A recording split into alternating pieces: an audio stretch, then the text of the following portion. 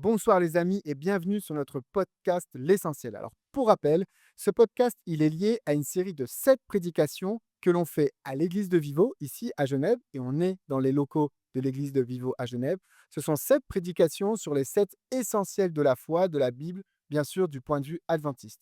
Et donc je suis avec Léo, Anna et moi-même, Ben, et nous sommes 3 des 4 prédicateurs sur cette série. Alors les amis, le 5e épisode de notre podcast, c'est le sanctuaire.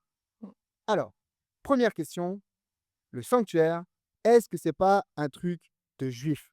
C'est quoi l'intérêt d'étudier ça? Léo? Oui, carrément. Oui, c'est un truc C'est de un truc juif. de juif. Oui, mais il y a quand même de l'intérêt à étudier cela, hein. Alors tu Bien dirais c'est sûr. quoi? C'est quoi pour nous? À toi? Alors déjà, attends, peut-être pour remettre en question, est-ce que c'est un truc de l'Ancien Testament, le sanctuaire? Bah, on le retrouve dans l'Ancien Testament, mais on le retrouve aussi dans le Nouveau Testament. Tout ça, c'est Parce bien de que le dire. et il est repris quand même, hein, dans le Nouveau Testament. Mais c'est vrai que c'est un truc de juif, mais c'est un truc, aussi qui nous intéresse puisqu'il rapporte déjà la première chose, c'est que Dieu nous dit qu'il veut habiter parmi nous Ouais. et il parle du sanctuaire. Tout à fait. Mais là, je suis d'accord, j'étais dans la provocation quand je disais oui, c'est un truc juif, mais parce que pour moi, dans ma compréhension, c'est quelque chose de très intéressant. Jusqu'à Exode, jusqu'au moment que le peuple ne sort pas d'Égypte, Dieu n'a jamais eu besoin d'avoir un sanctuaire. Mmh. Ça, c'est intéressant, par exemple. Oui. Parce que c'est après que le peuple il sort d'Égypte, c'est comme si Dieu il s'adapte aux besoins du peuple en disant, OK, maintenant vous allez me fabriquer un sanctuaire et ce sanctuaire-là, il doit servir de rencontre entre moi et vous. Mais avant cela, il n'existait pas. Et pour moi, dans ma théorie, c'est Mmh. après Jésus-Christ, plus besoin. Mmh. Mais je vais m'expliquer après. Oui, mais dans l'idée de qu'il s'adapte, c'est vrai qu'il s'adapte, en demandant de construire un sanctuaire qui est souple, qui peut se déplacer comme, voilà, comme les Israélites, quoi. Ils ont traversé le désert, il s'adapte par rapport à la situation et malgré cela, il veut quand même être au milieu. Il va être au milieu du peuple. Moi c'est une des phrases qui m'a le plus marqué quand j'ai, lu la Bible, cette idée de, «Je viendrai habiter au milieu de vous, Oui. je serai votre Dieu, vous serez mon peuple» et on voit qu'il le dit plusieurs fois et à chaque fois, c'est lié justement soit au rituel, soit à des fêtes, soit à des choses qui tournent autour du sanctuaire et vraiment de dire que ce sanctuaire, il y a un côté casser les codes par rapport à ce qui se faisait dans le paganisme, mais il y a un côté en même temps de dire: «Je sais que vous avez besoin de matérialiser ma présence» et le sanctuaire, c'est et d'ailleurs, c'est une question que j'ai, toi, Anna, dans ta prédication, tu nous as montré les images du sanctuaire, parce Oui, que c'est quelque chose de très visuel, le sanctuaire, on a besoin de s'accrocher à quelque avec chose. les parties, le Par mobilier. contre, tu nous as montré le sanctuaire sous sa forme tente. Tu nous as pas Mmh. montré le sanctuaire, le grand temple de Salomon. Parce que c'est vrai que quand on dit le sanctuaire ou le temple, je veux dire, aujourd'hui, on en parle du temple, de l'esplanade des mosquées à Jérusalem, de ce débat sur le dernier temple à venir. Heu, Pourquoi est-ce que pour toi, ça a été plus important de nous décrire le sanctuaire en utilisant cette tente, Mmh. plutôt qu'en utilisant le grand bâtiment? Bah, déjà parce que, comme je disais tout à l'heure par rapport à ce que Léo il vient de dire, c'est que cette tente était parce que le peuple était nomade au départ. Ouais. Quand Dieu instaure ça et qu'il en parle à Moïse, il parle de cette tente qu'on peut rapidement plier, et cetera. Et que d'un autre côté, dans le Nouveau Testament, dans l'évangile de Jean, on voit que Jésus vient parmi nous, donc c'est Dieu avec nous, Ah, c'est Dieu fort. au milieu Ouais, ouais. avec nous, et que le mot qui est utilisé dans l'évangile de Jean, c'est que carrément, il a planté sa tente, quoi. Ouais. Donc c'est dans cet aspect-là que je trouve que le lien se fait facilement, Oui. tu vois? Moi, je voudrais rajouter quelque chose pour clarifier peut-être ceux qui nous écoutent, ceux qui nous voient. C'est que le mot tente de la Mmh. rencontre, le mot sanctuaire, le mot temple, euh, c'est toujours le même mot qui apparaît. Tabernacle, Exact. Au tabernacle ouais, aussi. ouais. Donc, Oui. les quatre mots, ils vont définir quelque chose. C'est malheureux parce que pour moi, après Jésus-Christ, on va faire l'amalgame et on va parler que la tente de la rencontre, que le tabernacle, que le temple, aujourd'hui, il est devenu notre église, Mmh. Mmh. Ah notre oui. bâtiment. Ouais. Oui. Et ça, c'est une hérésie, mais biblique, comme tu ne peux pas t'imaginer. Pourquoi? Parce que dire qu'aujourd'hui, Alors je tiendrais à préciser qu'ici sur le fronton de, mon l'église, il y ami, a écrit «Temple tu adventiste». sais que je suis le pasteur aussi de l'église de là-haut et je commence une prédication en disant ce que nous avons écrit là devant notre église, de notre bâtiment, c'est une hérésie. On ne peut pas mettre temple adventiste. Pourquoi? Parce que le mot temple, ici à Genève, dans le Oui, protestantisme, c'est ça vient du ça protestantisme. reflète quelque chose de vraiment lié au lieu. Sauf que bibliquement parlant, le temple, après Jésus-Christ, Ouais, c'est clair, c'est c'est lequel? c'est le corps, C'est c'est nous. nous-mêmes. C'est nous. Mais tu vois, il y a aussi quand même cette envie, ce besoin humain de dire: «OK, je construis», quand tu parles du temple de Salomon aussi, «Je construis en dur, on s'approprie de Dieu, il va vivre parmi nous et puis on veut avoir un lieu parce qu'on en a besoin», tu vois? Est-ce que Dieu était d'accord avec ça? Tu disais ce besoin de construire un temple. Est-ce que Dieu était d'accord avec ça? Bah, à la base, il a donné quand même des codes pour construire ce tabernacle, cette tente, pour qu'on puisse avoir un symbole de quelque chose qu'on parlera tout à l'heure, bien sûr, mais une symbolique concrète, palpable. Maintenant, si on va dans le sens de ce qu'il vient de dire Léo, c'est vrai qu'après, dans le Nouveau Testament, le temple, c'est nous. Mm. Mais parce que pour moi, c'est fort cette image-là. D'ailleurs, Dieu, il n'a jamais demandé à David ni à Salomon de construire le temple. En, Oui, en, exactement. en Ouais, ouais, dur. tout à fait. Bon, il dit quand même à David, oui, c'est pas toi qui va le faire, mais Mais il a Oui, mais demandé. c'est pas une demande. qui a appelé David en Oui, disant, c'est David, c'est ça? il a dit. ouais, David, mais il a dit, bon, voilà. Et c'est pour ça qu'il faut se David, rappeler. il a dit quoi? Non, mais c'est intéressant, c'est important. David, Oui, il dit quoi? Qu'est-ce qui pousse David à vouloir construire ce temple? il mais va vouloir, justement. faire plaisir à Dieu aussi. Moi, j'habite dans un palais Ouais. et Ouais. Dieu est dans une tente au vent. Mais quel était le problème? Est-ce que le problème était que Dieu était dans une tente? Non. Non, ah Le non. problème était David était dans un palais. Pour moi, ça c'est hyper important, c'est-à-dire le temple en soi, Dieu vient habiter au milieu de nous, mais comme un nomade. Ça, c'est un élément hyper important. Et C'est c'était un problème de essentiel. David et de Salomon et de tous les rois et de la volonté même d'avoir un roi s'installer sur cette terre. Mmh. Le royaume de Dieu sur terre et pas le royaume de Dieu dans le ciel. Mais Le sanctuaire est pour moi, en tant que tente, un symbole de nous rappeler systématiquement que nous aussi, on est voyageurs sur on cette est terre. nomades, tout à Exact. fait. Mais rappelez-vous, les amis, que temple, il n'avait que un. C'est pour ça que je dis que si on est ici, dire qu'aujourd'hui, on a plusieurs temples. Ouais. Mmh. Parce que temple, il devait avoir un seul, et c'était à Jérusalem, et tous on devait monter à Jérusalem. Tous les Juifs, ils devaient Oui. monter à Jérusalem. Et évidemment, c'est là qu'on rentre dans tout le symbolique de Les pourquoi c'est rites tellement aussi. beau. Et pour moi, je dis toujours, tu ne peux pas comprendre le sacrifice de Jésus-Christ sans comprendre les sanctuaires. Pour Non, moi, ça, c'est je suis 100% fondamental. d'accord. Ouais. Ouais. C'est-à-dire, les gens qui disent, ça c'est un truc juif qu'on doit laisser de côté, c'est là où je disais que j'ai provoqué Ouais. un petit peu. Les gens qui disent, je n'ai pas besoin de comprendre les sanctuaires pour comprendre le sacrifice de Jésus, pour moi c'est faux. Mais pourtant, tu as énormément de chrétiens qui lisent sans problème le Nouveau Testament et qui ont l'impression de comprendre et qui n'ont jamais ouvert Lévitique Ah bah, tout à ou fait. Exode ou Nombre, Vraiment. parce Oui, que c'est incompréhensible. et puis même quand tu lis, par exemple, l'Exode, et que même tu vois des images, hein, ou des photos, des reproductions, et cetera, tu te dis: «Mais bon, c'est quoi ce temple-là? Des sacrifices, du sang?» Voilà, on comprend pas forcément, en fait, Ouais. hein. Mais tu disais que tu peux pas comprendre le sacrifice de Jésus sans comprendre le sanctuaire. Tu peux aller plus loin. C'est-à-dire, quel est l'élément, en fait, dans ce sanctuaire-là qui fait que ça change tout? Pour moi, par exemple, tu vois, il y a beaucoup de chrétiens, je vais critiquer personne, mais ils disent, tu vois, l'ancienne alliance, l'ancien pacte, il faut le laisser Ouais. de côté, c'est vraiment derrière nous, il faut regarder vers l'avant. Ok, je rappelle que les livres, l'épître aux Hébreux, c'est dans Oui. le Nouveau Testament. Ouais, ouais. Comment tu peux Tu peux pas comprendre comprendre l'Épître, donc. l'épître aux Hébreux si tu n'as pas compris Ouais, et tu n'as pas lu l'Ancien Testament? chapitre 8, 9, Mais 10, Ouais. oui, pas clairement, possible. pourquoi? Parce que dans les systèmes sacrificiels, pour pouvoir se rencontrer avec Dieu, il avait des étapes. Et ces étapes-là, tu ne peux pas les laisser de côté.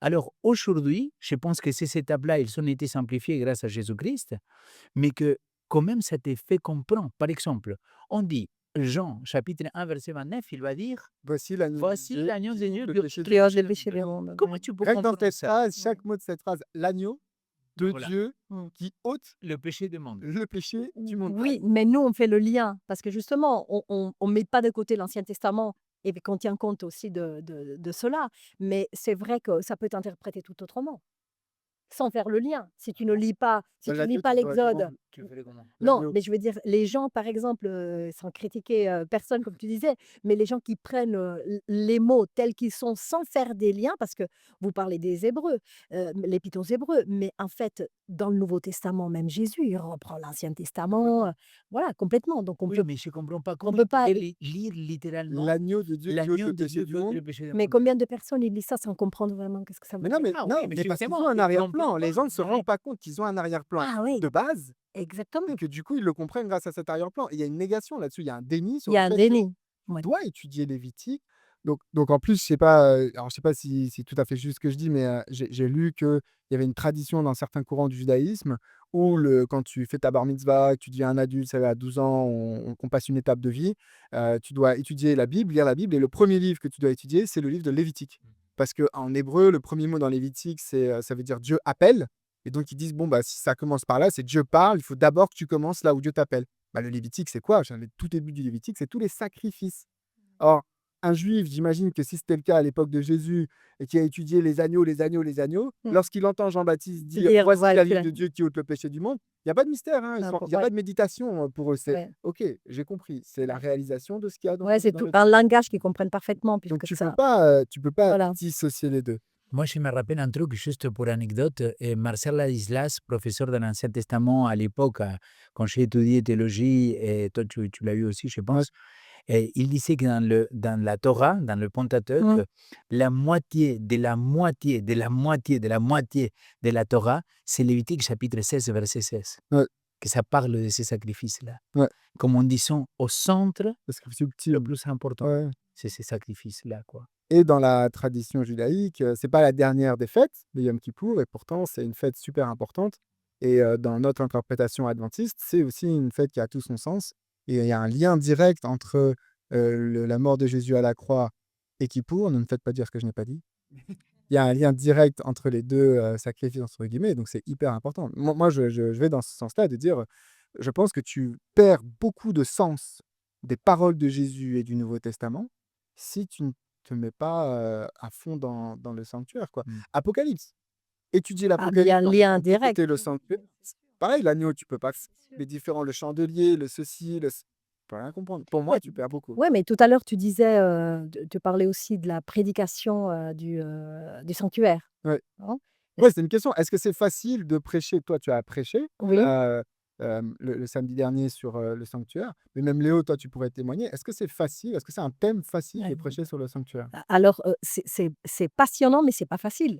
Parce que automatiquement, le sanctuaire, il a une particularité, c'est que c'est comme un diamant brut. Mm. Et en fait, tout dépend comment tu le regardes.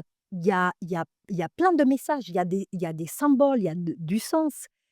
Autant par rapport, comme tu disais tout à l'heure, le ministère de Jésus-Christ, mais aussi c'est aussi un symbole de notre foi, de notre relation avec Dieu. Et le ministère de Jésus-Christ, nous, les adventistes, on a quand même un message qui est poignant, qui, je crois, est unique dans les courants chrétiens. Clairement. Et Moi, c'est important d'en parler. mais je suis complètement d'accord avec ce que tu viens de dire. Pour moi, le sanctuaire, aujourd'hui à moi, il représente pour moi et dans ce que j'enseigne, les différentes étapes du salut de Jésus-Christ. Ouais. Beaucoup de chrétiens, ils disent, par exemple, Jésus, il a tout accompli à la croix, parce Mm. qu'il a dit tout est accompli. Tout est accompli, une partie Oui. du Ah, processus du salut. tout ce Mais qui devait être Ouais. accompli à ce voilà, moment-là. mais à Ouais, la oui. croix, je dis toujours, j'ai une étude biblique dans laquelle je commence en disant, à la croix, c'est pas là que le salut il est fini. À la croix, c'est là qu'il a commencé. Qui Mm. commence. Pourquoi? Parce que quand tu reprends l'image de sanctuaire, tu sais que la première étape, c'était tuer l'agneau. C'était C'était le l'Holocauste, sacrifice. ouais, le Après, le sacrifice. grand prêtre, il devait prendre le sang et aller jusqu'au sanctuaire. Vas-y, qu'est-ce que tu voulais dire? Mm. Je pense que c'est pas la première étape. Non, la première étape, c'est la porte. Hein. C'est de passer la porte. C'est passer la Oui, porte. d'accord. Et après, passer la porte, qu'est-ce qu'il Eh ben, il y a l'autel des sacrifices. Le seul Ça, Et qu'est-ce qu'il devait faire le grand prêtre là? bah, les sacrifices. Non, qui fait le sacrifice? C'est qui? C'est le pécheur. Oui. Non, le Non, pécheur, le il met les pécheur, mains. il l'offre. Non, les Il te pécheurs, fait égorger. je suis pas sûre de ça. Hein. Tu poses la main et tu égorges. En Lévitique Non, 16, Ça non. dépend des sacrifices. Voilà, si c'était en Lévitique, L'Holocauste, ce n'est pour pas le cas, mais mais ça dépendait le sacrifice du matin et du soir, ou les sacrifices que les gens ils venaient apporter par rapport à leurs péchés. c'est important parce qu'à la Pâque, qui est le sacrifice par excellence, l'agneau devait vivre avec toi pendant un certain temps. Et là, Oui. on peut faire tous les liens avec Jésus-Christ. Tout à fait. Parce que Pessah, ouais. Pâques, il n'y a pas encore le sanctuaire. Mais on va retrouver cet élément central du Encore une sanctuaire. fois, Ouais. Mais encore du une coup, fois. l'agneau qui vit avec toi, c'est le père de famille qui égorge. Et il y a ce côté-là, quand tu es pécheur, il faut que tu te rendes compte, c'est toi qui... Hein, c'est pas quelqu'un qui fait à ta place. C'est toi que tu devrais Ce mourir. côté, pas exactement, ce côté païen de dire, il n'y a qu'à aller au temple. Et là-bas, il y a un grand prêtre qui va tout faire pour moi. Moi, j'ai payé. Non, non, il faut se mouiller.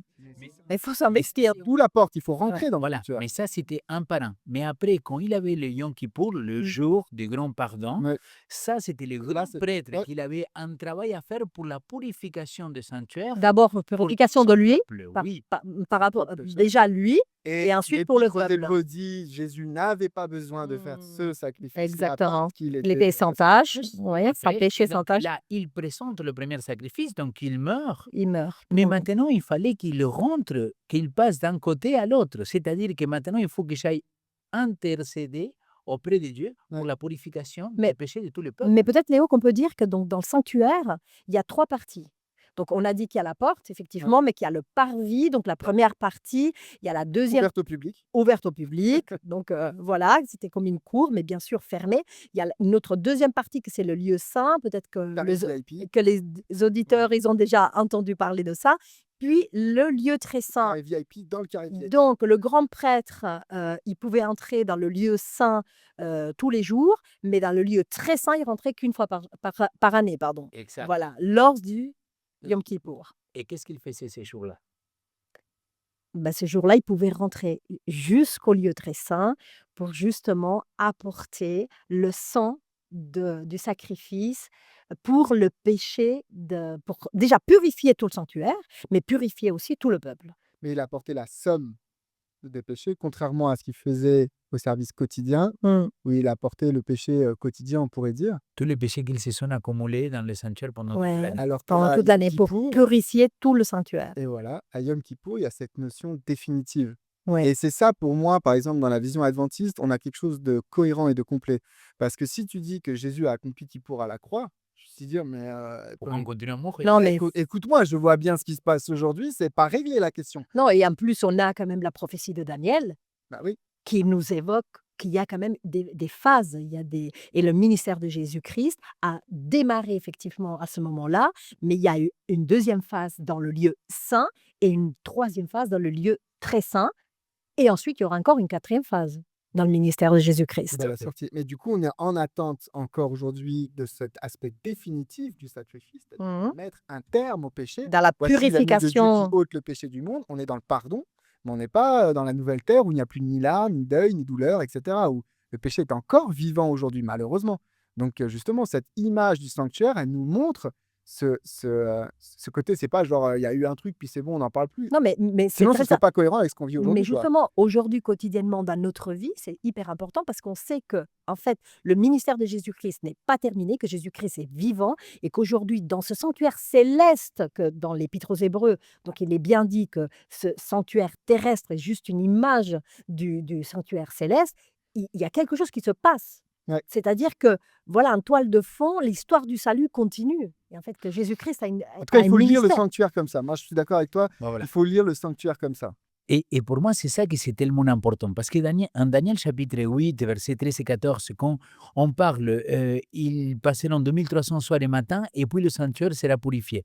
Donc vous savez que le mouvement adventiste, il démarre là, avec l'interprétation de ces passages-là.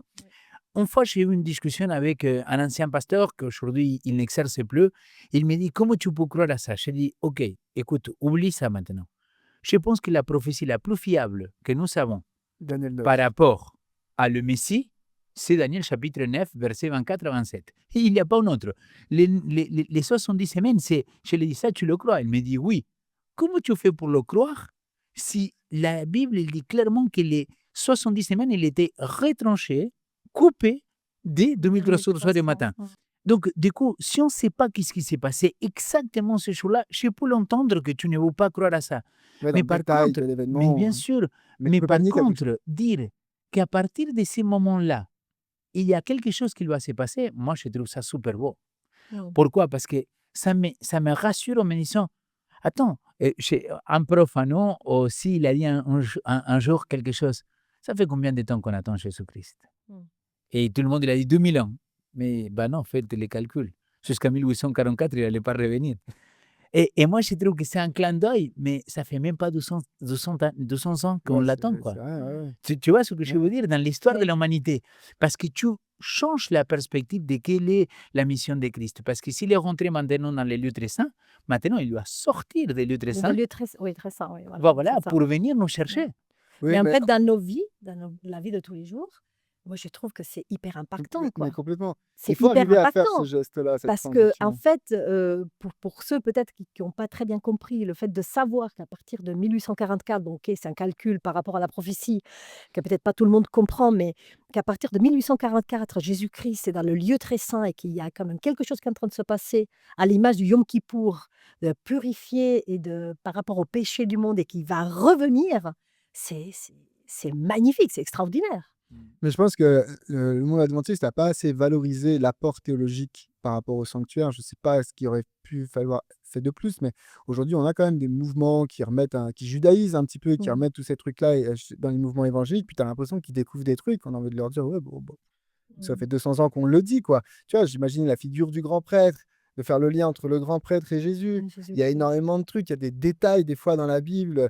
Les villes de refuge, quand le grand prêtre meurt, la personne qui était dans la ville de refuge est libérée. C'est un détail hyper technique, mais tu te dis, ouais, tu fais le lien avec Jésus. Quand Mais Jésus clairement. meurt, elle est libérée. Rien que la figure du grand prêtre, en étudiant l'Ancien Testament et la figure du grand prêtre et en comparant ça avec le ministère de Jésus dans les évangiles, mais aussi aujourd'hui, mais c'est une richesse spirituelle à titre individuel et à titre collectif qui est énorme. Et ça, je pense que nous, les adventistes, ça fait 200 ans, tu l'as dit, mais ça fait 200 ans qu'on travaille dessus, qu'on étudie. Tu as toujours des gens pour venir justement faire ces liens-là et amener des choses. Il y a des thèses de doctorat sur le sujet.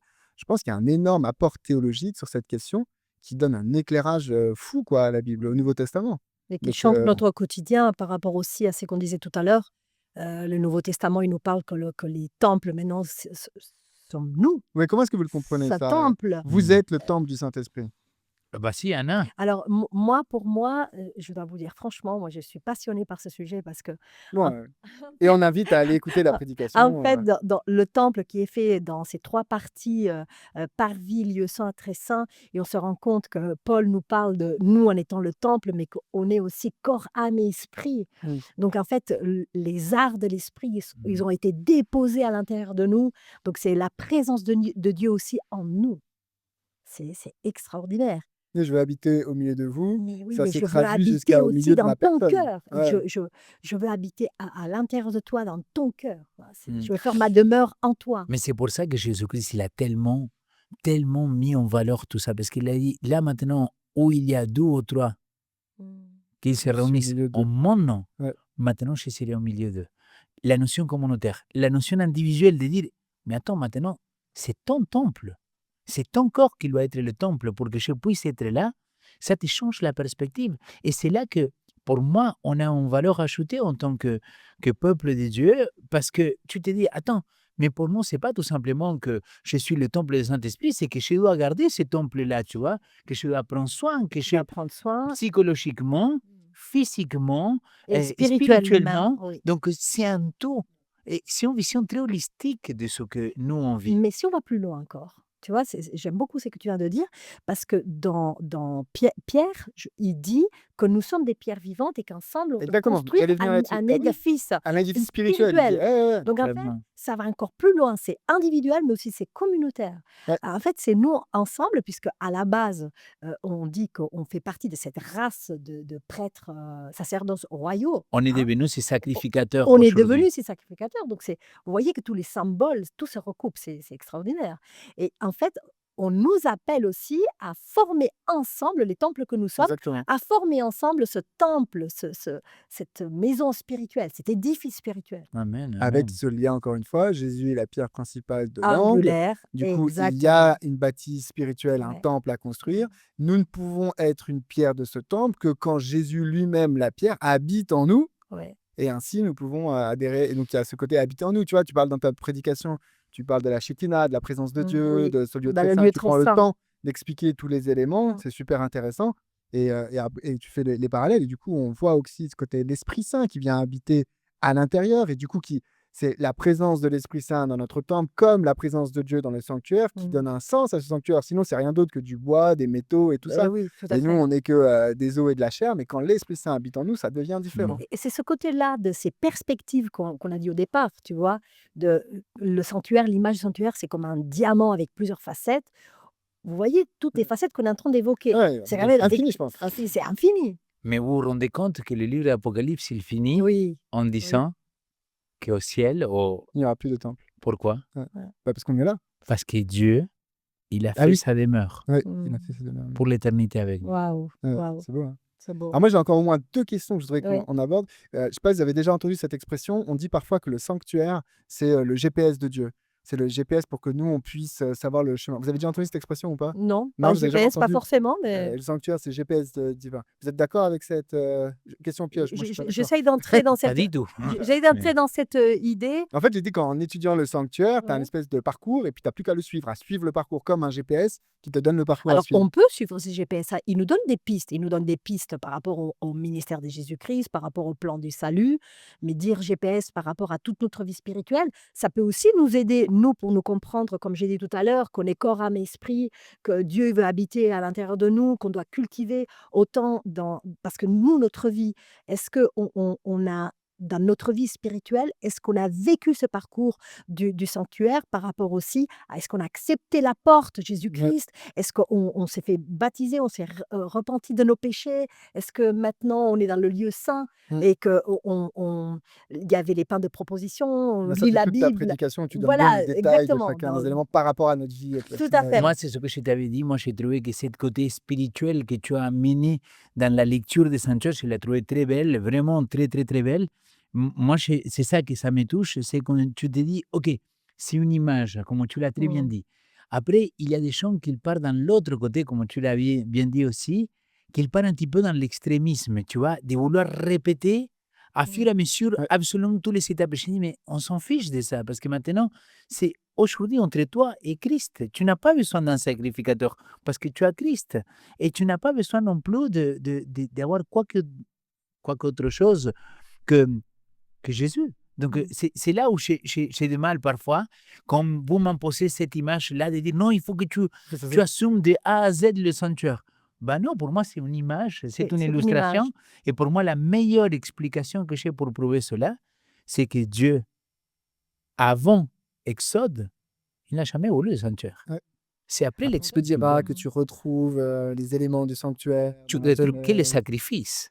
Ouais, Et ouais. les sacrifices, il était n'importe où et n'importe dans quel endroit. Mais tu vois, tu dis Non, mais même certains éléments du sanctuaire, si tu écoutes Ladislas ou des choses comme ça, c'est intéressant, mais il y a ce côté aussi adventiste de vouloir retrouver la chose, un Ah peu partout. Ouais, d'accord. excuse-moi, je t'ai coupé. non, non, mais c'est pas un problème. Mais c'est vrai que tu dis qu'on n'a pas besoin d'un prêtre, mais si, on a besoin de Christ.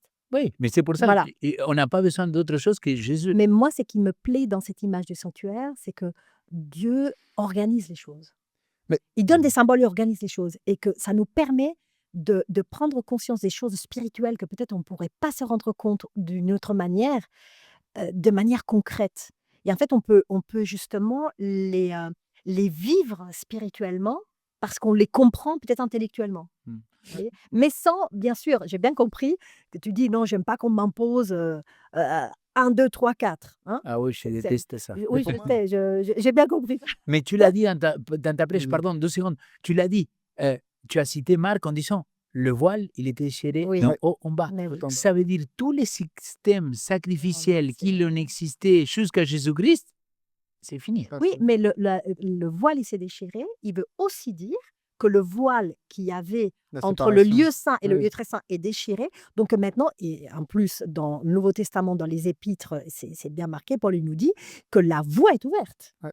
et qu'il faut s'approcher du trône maintenant.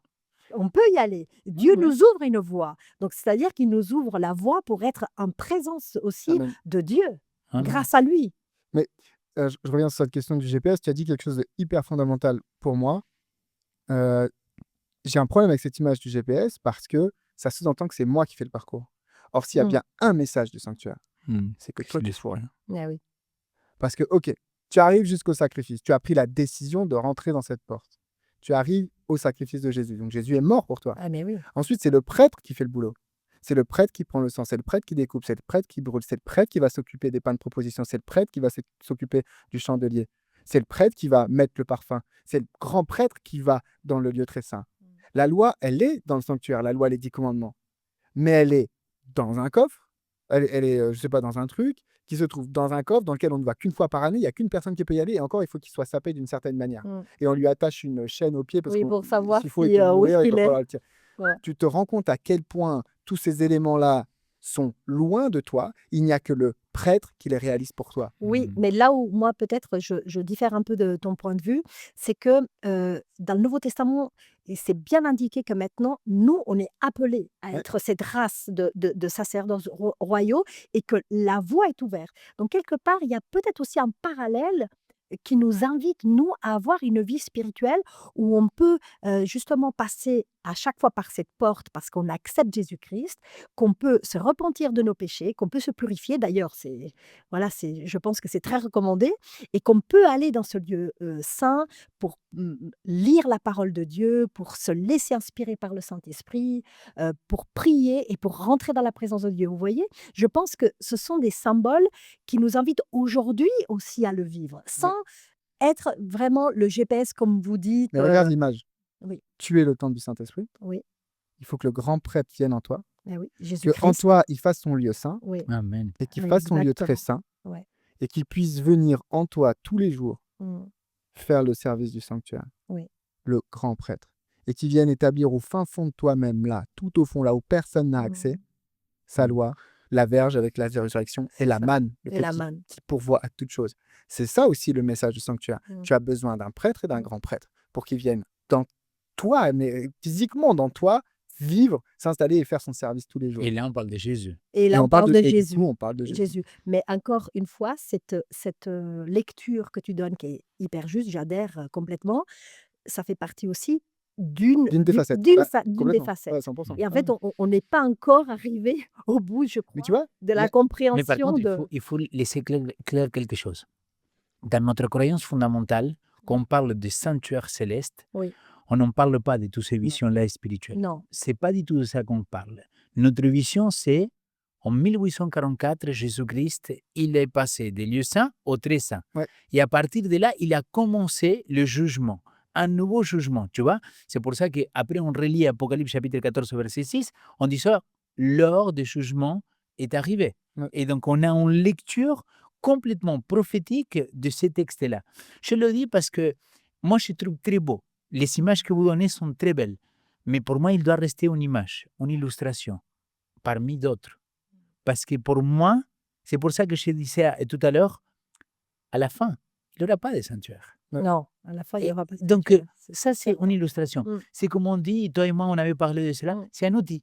oui, C'est un outil qui te sert à peut-être toucher à quelqu'un d'une autre manière qu'il va comprendre ça d'une autre façon. À moi, peut-être, il me touche moins, toi, ça te touche plus, à lui, ça le touche moyen. C'est-à-dire, à chacun de nous, il nous touche d'une manière différente. Mais comme tu l'as très bien dit, sont des perspectives différentes qu'on peut le donner spirituellement au sanctuaire, toujours en se rappelant que quand on parle dans cette croyance fondamentale adventiste, le but de notre croyance, c'est de se dire, OK, c'est le ministère sacerdotal de sacrifice des grands prêtres de Jésus-Christ dans les lieux célestes. C'est ça que nous et comprenons dans à travers. l'histoire du salut, quoi. Exact. Dans les étapes Mais par de... contre, tu vois, il y a des adventistes qui enseignent que comme nous, on est dans la période du Kippour, Mhm, on doit vivre une forme de contrition spirituelle. On doit être dans une forme de solennalité continue. On doit être dans une forme de sobriété, oui. d'où la manière dont on mange, la manière dont on s'habille, il faut être sombre, il ne faut pas sourire. Mais vraiment, littéralement, j'ai déjà lu ça, C'est un les peu, boissons, etc. je Et trouve que tu c'est te un peu dis, légaliste, ça. Hein. ouais, mais tu vois, du coup, je vous pose la question, est-ce que on doit aller dans ce côté-là, de faire Justement, du... c'est pour ça que ça ne me plaît pas. Ouais, Parce que si tu dis qu'on est grand prêtre, qu'on a le sacerdoce universel et que je le crois à 1000% selon Pierre, ça veut dire qu'il faut accepter tout ce qui vient avec. Et donc, pour moi, je trouve très malhonnête de prendre qu'une partie et pas l'ensemble. ouais, Et c'est là où ça me perturbe. Parce que tu vois, quelqu'un qui me fait la morale en me parlant, comme ces personnes-là, de on est en Kippour, toi tu es sacerdote et tu vas faire ceci et cela, mais il ne doit aucun problème avoir de l'alcool, j'ai dit, mon ami, Oui, va mais là, relire ta Bible, mon frère. mais là, si on va dans le sens de ce qu'on parlait tout à l'heure, que je vous ai partagé, de entrer dans le sanctuaire en tant que sacerdoce, ça veut dire quoi? Ça veut dire aussi que j'accepte tous les jours Jésus-Christ, Oui. que tous les jours, je peux passer aussi par la repentance et la purification et la remise en question, que je me nourris de la parole de Dieu, etc., tout ce qu'on a dit. Donc en fait, c'est pas C'est seulement l'obligation dire, du prêtre, ouais, tout à fait. voilà, c'est pas seulement dire, OK, moi je prends une partie, puis l'autre, C'est je ce que laisse j'ai de dit. côté. Bah oui, c'est ce C'est que tu ça. dis. Je suis C'est d'accord. si tu le prends à fond alors à l'image. Oui, Et mais au soit tu qui l'illustres. d'entre nous, sans Jésus-Christ, Il est serait capable de faire ça, ben bien oui, sûr, Ouais, mais mais c'est c'est vrai, là. quand on parle du sanctuaire, il y a plein de gens des fois qui oublient Jésus. On est dans 1844, dans le jugement. Tu vois, l'image du jugement, elle est quand même terrible. C'est notre enfer à nous, hein. mmh, Oui, oui, oui, Les autres, clairement. ils menacent de l'enfer pour que tu sois mmh, sauvé. Nous, on menace du jugement investigatif. Donc, ce que je te disais à ce côté d'être dans une contrition spirituelle, ça vient de là-dessus. De dire, mais attends, on est dans l'heure du jugement, tu peux pas sourire, quoi. Et du coup, c'est aussi dangereux. Et moi, je trouve que c'est parce qu'on a une image du jugement négative. et c'est ça. Or, moi, Mmh. je témoigne régulièrement que moi, je suis déjà passé en jugement, j'étais content. Parce que je venais voir un juge et j'étais convaincu que ce juge allait me Mmh. justifier.